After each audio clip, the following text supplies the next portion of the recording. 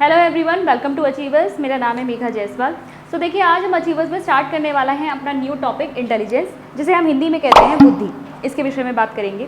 सबसे पहले तो आपका इंटेलिजेंस जो वर्ड है वो आया कहाँ से?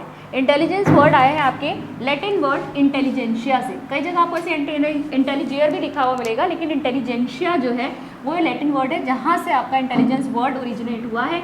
इंटेलिजेंशिया का मतलब क्या होता है? टू अंडरस्टैंड, मतलब समझना।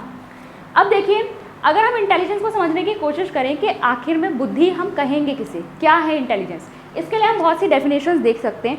कोई ऐसी आपकी एक डेफिनेशन नहीं है जो कंप्लीटली इंटेलिजेंस को डिफाइन कर सके।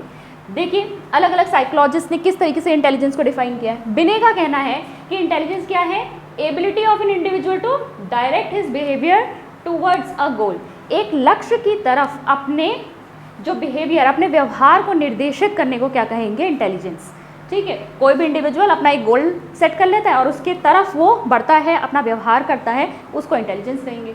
विलियम जेम्स के अनुसार यह है ability to adjust oneself successfully to a relatively new situation. किसी भी नई परिस्थिति में अपने आप को सफलतापूर्वक समायोजित कर लेने की जो क्षमता है, उसी को इंटेलिजेंस कहेंगे। और कह सकते हैं कि भाई जो व्यक्ति एक नई सिचुएशन है, एक नया एनवायरनमेंट है, उसमें जितना इजीली अपने आप को एडजस्ट कर लेगा वो उतना ही इंटेलिजेंट होगा। तभी तो वो इतनी सारी जो चीज़ें हैं उनको अच्छे से समझ ले रहा है। ठीक है, फिर बकिंघम की बात करेंगे तो इन्होंने क्या कहा है? Intelligence is the learning ability, सीखने की क्षमता है। ठीक है, जिसके अंदर जितनी इंटेलिजेंस होगी वो उतना ही अच्छा लर्न करता है। ये भी सही है, करेक्ट है। टर्मन की अगर हम बात करें तो इनका कहना था कि an individual is intelligent in proportion as he is able to carry out abstract thinking. तो टर्मन का कहना था जो जितनी मात्रा में एब्स्ट्रैक्ट थिंकिंग कर सकता है, अमूर्त रूप से सोच सकता है, इमेजिन कर सकता है, कल्पना कर सकता है, ठीक है, एब्स्ट्रैक्ट थिंकिंग करेगा, उतना ही ज़्यादा वो इंटेलिजेंट होता है। फिर एक डेफिनेशन हम देखेंगे वेस्टर की, और ये काफ़ी आपकी ब्रॉड सी डेफिनेशन है। Intelligence is the aggregate or the global capacity of the individual to act purposefully, to think rationally, to deal effectively with the environment. To act purposefully, उद्देश्यपूर्ण रूप से कार्य करेगा व्यक्ति अगर इंटेलिजेंट होगा तो। ठीक है, रैशनली थिंक, तर्कपूर्ण रूप से सोचेगा हर चीज़ के बारे में। ऑब्वियसली एक बुद्धिमान व्यक्ति जो है हर चीज़ के बारे में तर्क लगाता है, लॉजिकली सोचता है। डील करेगा इफेक्टिवली अपने आसपास के एनवायरनमेंट से, जैसे भी परिस्थितियाँ, सिचुएशंस उसके सामने आ रही हैं उनके साथ प्रभावशाली ढंग से वो डील करेगा। काफ़ी ब्रॉड डेफिनेशन है और यहाँ से ये इंटेलिजेंस को इस तरीके से डिफाइन कर रहे हैं। तो अगर हम देखें तो यहाँ पर हम निकाल सकते हैं कि इंटेलिजेंस को हम बहुत तरीके से देख सकते हैं। क्या है? एबिलिटी टू लर्न है, एबिलिटी टू एडजस्ट है, ठीक है, ability to think rationally and abstract thinking भी है, ठीक है, और अपनी ability to direct one's behaviour towards a goal, अपने गोल की तरफ बढ़ना है। ठीक है, और यहाँ से भी हमें काफ़ी ब्रॉड डेफिनेशन मिल रही है। ये जो हमारी कैरेक्टरिस्टिक्स हैं ये आपको देखिए किस तरीके से क्वेश्चन के फॉर्म में देखने को मिल सकती हैं। ये क्वेश्चन कहीं आया हुआ नहीं है, मैंने खुद क्रिएट किया, लेकिन इसी तरह के क्वेश्चन आपके सीटेट में आते हैं। देखिए, which of the following can be considered as a feature of intelligence. इनमें से जो आपकी ये जो 5 कैरेक्टरिस्टिक्स लिखी हुई हैं, फीचर्स लिखे हुए हैं, इनमें से हम किसी इंटेलिजेंस का फीचर मानेंगे। ठीक है, पहला क्या है? एबिलिटी टू थिंक एब्स्ट्रैक्टली है, बिल्कुल सही है। एबिलिटी टू इवैल्यूएट एंड जज, निर्णय लेने में, ठीक है, सही है, ये भी सही है। आप किस चीज़ के बारे में जब रैशनली थिंक करेंगे, लॉजिकली थिंक करेंगे, तभी आप उसे जज कर सकते हैं। Capacity for original and productive thought, creativity आपके माइंड में आएगा, कॉग्निटिव स्किल है, इंटेलिजेंस, ठीक है, ये भी इसे डिफाइन करती है। एबिलिटी टू कॉम्प्रीहेंड रिलेशनशिप्स, देखिए आसपास के एनवायरनमेंट के साथ जब आपको एडजस्ट करना है तो सिर्फ आप फिजिकल एनवायरनमेंट की बात नहीं कर रहे, सोशल रिलेशनशिप्स की भी बात कर रहे हैं। आप किसी पार्टी में गए, अलग अलग तरह के लोग आपको मिलेंगे, अगर आपको वहाँ एडजस्ट होना है तो सबके साथ डील करना आना चाहिए। तो कॉम्प्रीहेंड रिलेशनशिप यानी कि जो आपके रिश्ते नाते हैं उनको समझना, बिल्कुल सही है, ये भी सही है। फिर adaptability to a new environment, ये तो हमने अभी इस पर भी देखा, ठीक है, हम अपने नई परिस्थिति के साथ समायोजित हो सकते हैं। तो ये सभी कैरेक्टरिस्टिक्स लग रही हैं। अब ऑप्शंस आपको ये दिए हुए हैं, ठीक है, इसी तरीके के क्वेश्चन आते हैं आपके, क्या होगा 1 2 3 4 2 3 4, या ये सारे, या 1 and 2 ओनली। तो हमें ये सारे ही कैरेक्टरिस्टिक्स एक इंटेलिजेंस इंसान में देखने को मिलते हैं। तो हमारा ऑप्शन कौन सा सही हो जाएगा यहाँ से? Option number C. अब देखते हैं areas of intelligence. Areas of intelligence का मतलब है किन किन क्षेत्रों में हमें इंटेलिजेंट बिहेवियर या फिर आप कह सकते हैं बुद्धिमत्ता वाला व्यवहार दिखाई देता है। तो थर्स्टन के अकॉर्डिंग जो इंटेलिजेंट बिहेवियर है हम इन 3 एरियाज में देख सकते हैं। जैसे पहला है आपका एब्स्ट्रैक्ट इंटेलिजेंस, जो हम कहेंगे अमूर्त सोच, जितना एब्स्ट्रैक्टली एक व्यक्ति थिंक कर सकता है वो उतना ही ज़्यादा इंटेलिजेंट होता है। ठीक है, एब्स्ट्रैक्टली थिंक हमें कब करना होता है, जब नंबर, सिंबल्स, हम इन सब चीज़ों की बात करते हैं। बेसिकली आपकी एजुकेशन के क्षेत्र में जो स्कॉलिस्टिक आपका जो डेवलपमेंट होता है उसमें आपकी एब्स्ट्रैक्ट थिंकिंग बहुत ज़्यादा काम आती है। जब आप वर्ड्स के साथ, सिंबल्स के साथ खेल रहे हो, ठीक है, आप आंसर्स लिखोगे तो उसको आपको सोचना पड़ेगा, वहाँ एब्स्ट्रैक्ट थिंकिंग काम आएगी। मैथ्स में कैलकुलेशंस करोगे, एब्स्ट्रैक्ट थिंकिंग काम आएगी। साइंस के आपको जो टिपिकल फॉर्मूलाज होते हैं, जो थ्योरीज होती है, जो प्रिंसिपल्स होते हैं वो समझ रहे हैं, तो वो सब आप कहाँ से कर रहे हो, अपनी थिंकिंग के द्वारा कर रहे हो। तो यहाँ पर आपकी जो एब्स्ट्रैक्ट इंटेलिजेंस होती है, अमूर्त बुद्धि, वो बेसिकली आपकी एजुकेशन या स्कॉलिस्टिक जो आपका एस्पेक्ट है उससे जुड़ी हुई है। फिर है मैकेनिकल इंटेलिजेंस। मैकेनिकल इंटेलिजेंस को हम यांत्रिक बुद्धि कहेंगे। बेसिकली जब आप मशीन्स के साथ या कॉन्क्रीट चीज़ों के साथ डील कर रहे हो, आप व्हीकल चला रहे हो, ठीक है, आप कोई इंस्ट्रूमेंट चला रहे हो, कोई मशीन आप यूज़ कर रहे हो, वो सब क्या हो जाएगा, आपका मैकेनिकल इंटेलिजेंस में आ जाएगा। ठीक है, स्कूटी चलाना, बंदूक चलाना, आप माइक्रोस्कोप यूज़ कर रहे हो, कोई भी चीज़ इस तरह की है, आप कैमरा चला रहे हो, वो सब मैकेनिकल इंटेलिजेंस में आ जाएगा। सोशल इंटेलिजेंस आपका क्या होता है, सामाजिक बुद्धि, जहाँ पे आपको अपने आसपास के लोगों के साथ डील करना होता है, अच्छे रिलेशनशिप उनके साथ बनाने होते हैं। या फिर आप कहिए कि ज़रूरी नहीं सबके साथ हमारे अच्छे रिलेशनशिप बनते हैं, लेकिन अगर कोई ख़राब व्यक्ति भी तो हमें उसके साथ कैसे डील करना है, बेसिकली आपको लोगों के साथ डील करना आना चाहिए, वो है आपका सोशल इंटेलिजेंस। फिर अकॉर्डिंग टू थॉर्नडाइक देखेंगे तो इन्होंने ये 3 एरियाज़ बताए हैं, ऑलमोस्ट वैसे सिमिलर ही हैं। सोशल इंटेलिजेंस जो सामाजिक बुद्धि है वो भी यहाँ थर्स्टेड की तरह ही है, जब हमें आसपास के लोगों के साथ डील करना होता है। एब्स्ट्रैक्ट इंटेलिजेंस क्या हो गया, अमूर्त बुद्धि, जहाँ पर हमें क्या करना होता है, एब्स्ट्रैक्टली थिंक करना होता है, इमेजिन करके सोचना होता है अपने दिमाग में।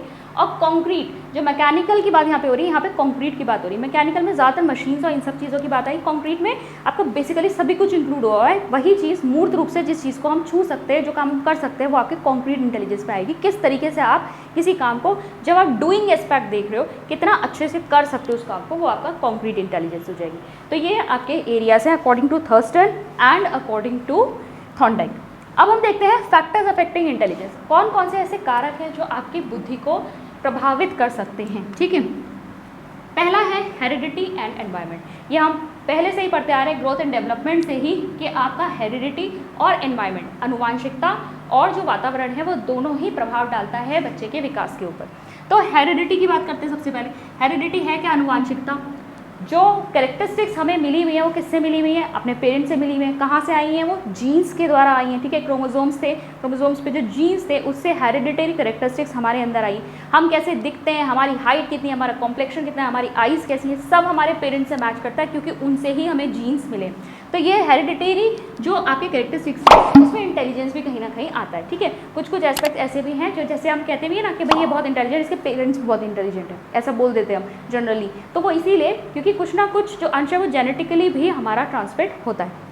कंप्लीट हम इसका कोई साइंटिफिक वो नहीं दे सकते, क्योंकि हम फिजिकल जो आपको दिखाई दे रही चीज़ें उनके ऊपर तो बोला जा सकता है।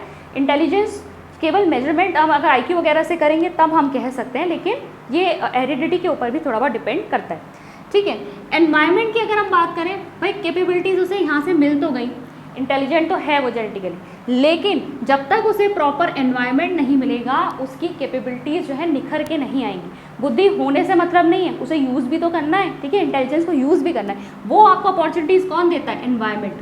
प्रॉपर एनवायरनमेंट, प्रॉपर वातावरण मिलेगा तो इससे आपको क्या मिलती है, अपॉर्चुनिटीज़ मिलती हैं अपने इंटेलिजेंस को यूज़ करने की। इसके अलावा आपको ट्रेनिंग मिलती है, जो कैपेबिलिटीज़ आपको मिली हैं उनको प्रशिक्षित करना भी ज़रूरी है। सही जगह आपको इस्तेमाल कैसे करना है अपनी कैपेबिलिटीज़ का, वो भी आपको कहाँ से पता चलेगा, एनवायरनमेंट से पता चलेगा। तो हेरिडिटी और एनवायरनमेंट दोनों ही बहुत ज़्यादा इंपॉर्टेंट होते हैं। फिर आती है एज।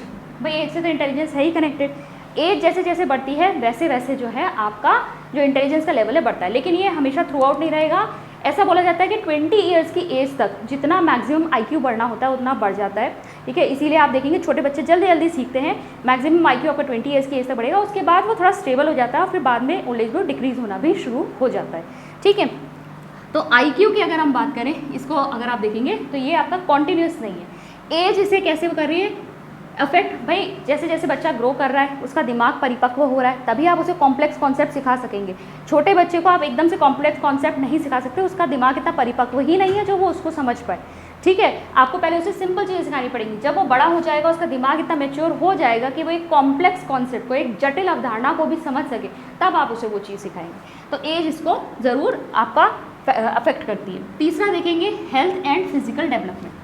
भाई हेल्थ यानी कि जो एक्चुअली फिजिकल हेल्थ है वो तो ऑफकोर्स अफेक्ट करेगी। ये किस तरीके से अफेक्ट करती है, जैसे मान लीजिए कोई बच्चा है बहुत ज़्यादा बीमार रहता है, फिजिकली वीक रहता है वो, तो इसमें क्या होगा, उसका ध्यान पढ़ने लिखने में या चीज़ों को समझने में ज़्यादा रहेगा, अपनी हेल्थ के ऊपर ज़्यादा रहेगा, चिड़चिड़ा होता है, सोशली ज़्यादा एडजस्ट नहीं करता, छुट्टियाँ बहुत ज़्यादा करेगा, क्लास में एब्सेंट रहता है ज़्यादातर, चीज़ों को समझ नहीं पाएगा, फिर पिछड़ता चला जाएगा। तो फिजिकल हेल्थ जो है वो आपका इस तरीके से आपकी इंटेलिजेंस को अफेक्ट करेगी। ठीक है, आप healthy mind lives in a healthy body कहते हैं ना, तो आपका जो स्वस्थ दिमाग है वो तभी आपके अंदर रह सकता है जब आपका शरीर स्वस्थ हो। फिर आता है जेंडर। जेंडर के बेसिस में अगर हम देखेंगे तो ये माना जाता है कि जो मेन होते हैं वो ज़्यादातर उनके पास यांत्रिक बुद्धि अधिक होती है, यानी कि वो मैकेनिकल थिंकिंग ज़्यादा कर पाते हैं, मशीन्स के साथ ज़्यादा डील कर पाते हैं, जबकि जो विमेन होती है वो थोड़ी सी इमोशनल होती है और जो ह्यूमन एस्पेक्ट है, ह्यूमन रिलेशनशिप्स है, उसको ज़्यादा महत्व देती है। ठीक है, इमोशनल होने की वजह से आप देखेंगे जो ह्यूमैनिटीज़ पे बेस्ड चीज़ें होती हैं उसको वो ज़्यादा अच्छे से डील कर पाती हैं, जबकि अगर हम मेन की बात करेंगे तो मैकेनिकल उनकी थिंकिंग है, रैशनल थिंकिंग है, और इस वजह से वो उतना ह्यूमन जो रिलेशनशिप्स है उसको उतना मतलब प्रायोरिटी नहीं देंगे। आप ये नहीं कह सकते कि यूनिवर्सल ट्रुथ है, आजकल आपको देखने को मिलेगा कि इंटरचेंजिंग भी होती है, लेकिन फिर भी हम ये कहेंगे कि जो मेन हैं जनरली यांत्रिक बुद्धि ज़्यादा रखते हैं, ज़्यादातर मैकेनिकल चीज़ों में इंटरेस्ट लेते हैं, और जो विमेन होती है वो ह्यूमन एस्पेक्ट को ज़्यादा देखती है, रिलेशनशिप्स को ज़्यादा महत्व देती है। रेस की अगर हम बात करें तो यहाँ पर हमें कोई भी डायरेक्ट रिलेशनशिप देखने को नहीं मिलता। हम ये नहीं कह सकते कि किसी पर्टिकुलर रेस या किसी पर्टिकुलर जाति में इंटेलिजेंस ज़्यादा है और किसी दूसरी में नहीं, ऐसा कुछ भी नहीं होता, इंटेलिजेंस किसी में भी हो सकती है। कल्चर की बात करें, अब देखिए कल्चर या संस्कृति, जिस भी संस्कृति से कोई व्यक्ति आता है वहाँ पर उसे उसी तरीके की अपॉर्चुनिटीज़ मिलती हैं, अपनी इंटेलिजेंस को निखारने के उतने ही क्या मिलते हैं, उसको अवसर मिलते हैं, तो कल्चर का इम्पैक्ट होगा। ठीक है, किस तरह की अपॉर्चुनिटीज़ उस व्यक्ति को मिली हैं उसका इफेक्ट उसकी इंटेलिजेंस के ऊपर भी पड़ता है। फिर सोशल एंड इकोनॉमिक कंडीशंस की अगर हम बात करें तो ये भी अफेक्ट करेंगे इंटेलिजेंस को। जैसे अगर अच्छी सोशल कंडीशंस पे रह रहा है तो बच्चा भी जो है अच्छा अपनी उसकी इंटेलिजेंस का डेवलपमेंट होगा। अगर मान लीजिए सोशल कंडीशंस ख़राब है, परिवार का माहौल ख़राब है, आसपास के लोगों का माहौल ख़राब है, तो क्या होगा, उसमें बच्चे का दिमाग नहीं लगेगा, बच्चा गलत रास्ते पे भी जा सकता है, पढ़ने लिखने में दिमाग नहीं लगाएगा, ठीक है, अच्छी चीज़ें नहीं सीखेगा, तो वहाँ पर उसकी इंटेलिजेंस जो है वो हैम्पर हो सकती है। Economic conditions, obviously economic conditions में देखिए हम यहाँ पर ये नहीं कह सकते, यहाँ पर उसको इमोशनल देखिए इफेक्ट हो रहा है, लेकिन इकोनॉमिक कंडीशंस की अगर हम बात करें तो ये नहीं कहा जा सकता कि जो रिच पर्सन है वो इंटेलिजेंट है और जो पुअर है वो इंटेलिजेंट नहीं है, इसका कोई भी रिलेशनशिप नहीं है, क्योंकि इंटेलिजेंस सिर्फ पढ़ने लिखने से नहीं आती। अगर गरीब बच्चा जो है स्कूल नहीं जा रहा तब भी वो इंटेलिजेंट हो सकता है। ठीक है, आप सिर्फ इंटेलिजेंस को पढ़ने लिखने से जोड़कर नहीं देख सकते। इंटेलिजेंस एक जनरल एक क्वालिटी है जो किसी में भी हो सकती है, वो अलग अलग चीज़ों में दिखाई देती है, सिर्फ पढ़ाई लिखाई में दिखाई नहीं देती। फिर आप देखेंगे क्वेश्चन, देखिए इस पर बेस्ड आपके फैक्टर्स पे, विच of the following factors does not affect intelligence. ठीक है, इनमें से कौन सा कारक इंटेलिजेंस को अफेक्ट नहीं करता, प्रभावित नहीं करता, ये देखना बहुत इंपॉर्टेंट है एग्जाम में भी। ठीक है, तो आपका ऑप्शंस क्या है, age, heredity, race, environment. Age करती है, बिल्कुल करती है, हेरिडिटी भी करती है, एनवायरनमेंट भी करता है, कौन नहीं करता, रेस, जिसके बारे में मैंने अभी बताया, कोई भी किसी भी रेस का हो उससे इंटेलिजेंस के ऊपर कोई प्रभाव नहीं पड़ता। ठीक है, तो ये थे आपके factors affecting intelligence. I hope आज का टॉपिक आपका क्लियर हुआ होगा। मैं मिलती हूँ आपसे नेक्स्ट वीडियो में। Thank you.